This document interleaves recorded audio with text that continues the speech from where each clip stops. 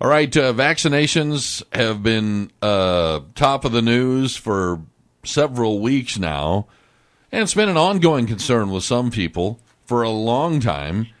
But in the house with us is Laura's friend and all-around nice guy, Dr. Doug Klepper, pediatrician and MD. Thanks for coming in this morning. Thank you, Laura. Appreciate the opportunity. Well, it's a hot topic right now among parents across the nation, especially brought to life after the measles outbreak out at Disney. So what, and I know most pediatricians, well, let's just talk about the arguments against it first. What I've heard mostly from parents who choose not to immunize their children is that immunizations can cause autism. And that's a very common misconception that's centered around the MMR vaccine, mumps, measles, and rubella vaccine. And that actually started many years ago. A gentleman in England had come up with a report in a very reputable journal, medical journal, that said there is an association with that. Ironically enough, this individual now is actually on a worldwide public speaking tour that actually says that my science was flawed. I did a misservice and has been totally debunked in every aspect as far as MMR relating to autism. If we knew the cause of autism, we'd be on that like stink. I mean, right away we'd do that. But that's not it. And the MMR vaccine is not it. The measles outbreak actually is a very unfortunate thing, but a fortunate thing because it does bring things to light from people that is the safety and the effectiveness of the vaccine. I tell the story that I've been practicing pediatrics long enough that I've seen kids of diseases that we don't see anymore. One of them is a meningitis shot that you get now at 2 months of age for a deal called Haemophilus influenza B, which was a vaccine that used to cause the number one cause of meningitis. I can say in my practice for the past 15 years, I haven't seen any of those meningitis cases that you used to see on a yearly basis. Now, they're still out there, but the incidence is less because most people immunize. It's the outliers, the people who choose not to be immunized, that are the ones that are at risk.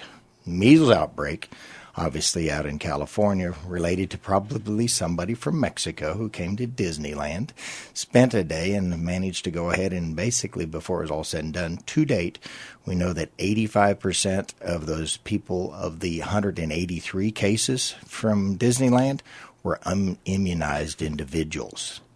Wow. So we know those numbers. All right. So, Dr. Klepper, this has been a political football for the past several weeks, but it begs the question, okay, if you want to put your kid in school and they are not immunized, you can't put them in school because you have to have proof of immunization. So a lot of parents say and argue, just playing devil's advocate, well, it's not really hurting the other kids that are immunized.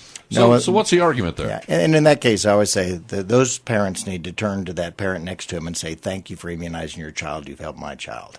Right. Ironically, you talk about you have to have the immunization attend to school. In the state of Texas, no, it's literally you just sign a waiver and you say, I want to do it just because I don't want to do it. An exemption form. An exemption form. And you can do that. It used to be under religious guise because of those edicts, and then it was just because of philosophical differences. Interestingly enough, some states don't accept that anymore. Right now, in the state of California, individual school district says if you're not immunized, some school districts won't let your child in if they've been exposed to measles for 21 days. That's the incubation period from the measles. I hear their concerns, but once again, living through an era when vaccines have impacted the kids that I take care of in 22 years, I think it's that misconception of them doing harm is bad. People forget that back when I was young, situations that measles killed kids. 1 in 1,000 kids who are exposed to measles will die.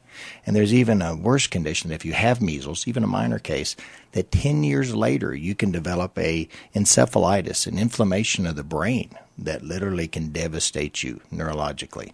And even though you had the mild case, it can show up. That's rare, I'll agree. Those say 1 in 100,000 cases, but I'd hate to think that if I had a vaccine that could prevent that, I would not use it. Well, relatively speaking, because you hear this about a flu vaccine, okay? And just because you get the vaccine doesn't mean you can't get the flu because you can get another strain. Are there multiple strains of measles? Interesting enough, there are certain serotypes. If I give you the measles vaccine and you got a wild case of measles, they can actually tell you if my serotype was the exact strain or not. But the nice part about it, just like the flu vaccine, any immunity that you get from the vaccine helps modify or decrease the incidence or the severity of the disease. You bet. You're talking to somebody who's got the flu vaccine since 1974, and I'm goofy enough that I get it by nose and by shot just to show people that it's safe and that I never have any outcomes from it. So I believe those things do make a difference. And, you say, well, I still got sick, and I got sick around the vaccine. Well, that's often a misconception. The vaccine is inactivated. It's not going to cause you the disease. Okay, we were talking also off mic about kids that aren't vaccinated are putting other people at risk that don't have a choice, whether they can or cannot be vaccinated. Yeah, and that's a good point. How's that work out? As I told you, there are some clear-cut contraindications to get any vaccines. I mean, if you had a child who is on high-dose steroids, coming off chemotherapy and things like that, but vaccines are so safe now anymore that the incidence of people who have HIV, we know that these vaccines, measles is a vaccine that is safe enough to give a child who has HIV, who has an altered immune system, and them still have an immunity. Those incidents of kids that are on high-dose steroids or in chemotherapy is small, but once again, those children around him, we're going to use that term again, that herd immunity. If you get the group immunized, you're going to help those people that cannot get the vaccines and be covered. Well, some diseases, that used to be rampant are not so anymore. For instance, polio.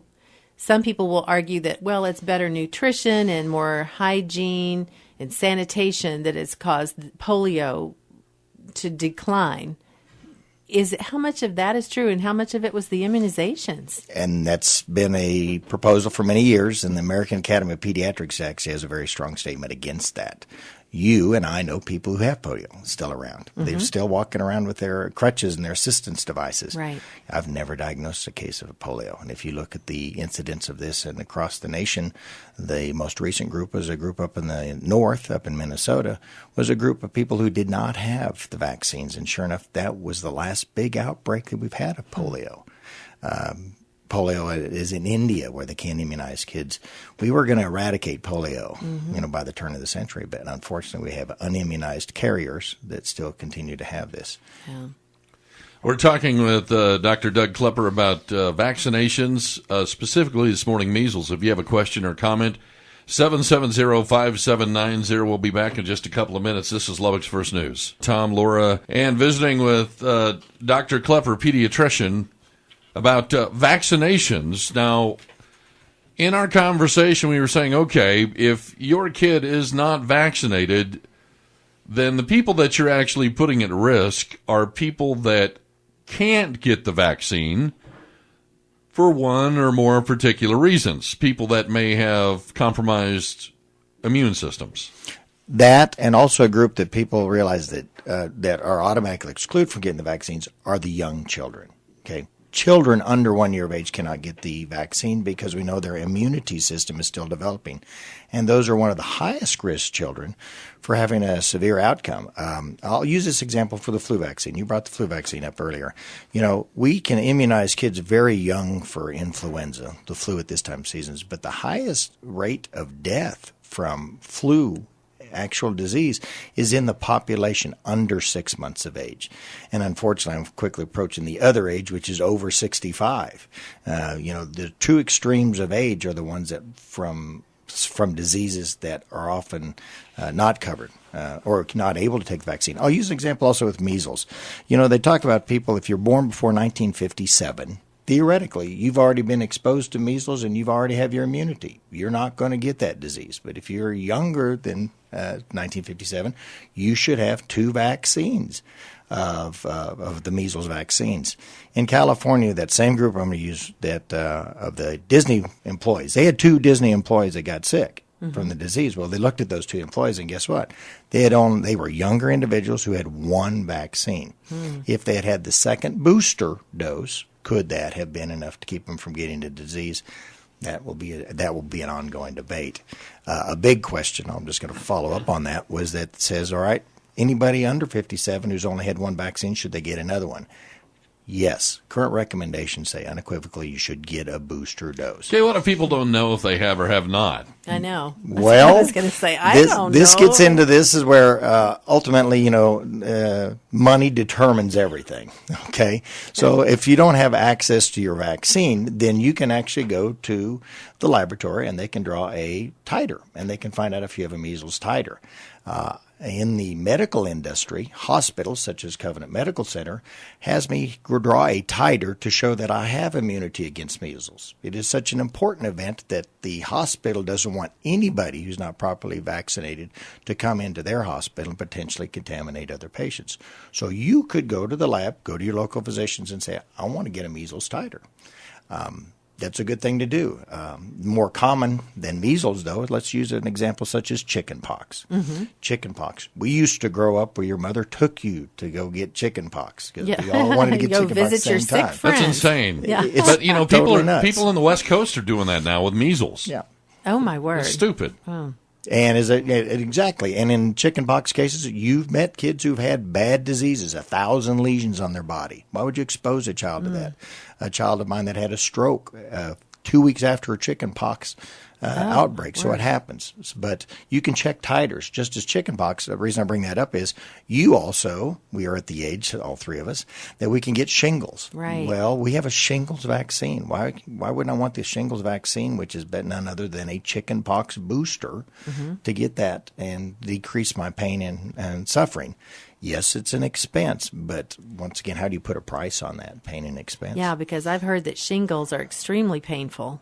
I don't want them. My father and wife all believe that. They both suffered from that.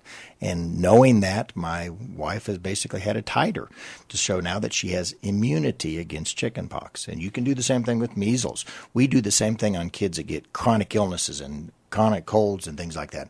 We check and see how their immune system responds to the DPT vaccine. We have titers. Interesting.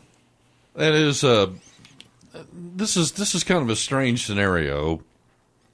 But my daughter, she went and studied abroad. She was in Nicaragua, Costa Rica, and she had ITP, which is a platelet disorder. And we got about 30, 40 seconds here. But anyway, her hematologist told her that, some of the vaccines may not and probably wouldn't do any good, actually may, cause her discomfort. And it would cause some pain and discomfort, and some of them would not be appropriate for her because of her altered immune system with that. Yeah. Bottom line, immunize or not immunize? Immunize without question. All right. Thank you Dr. so Doug much Klepper for being says, here. let's do it. Let's do it. Do it. Immunize. Thanks for being here, man. Thank you.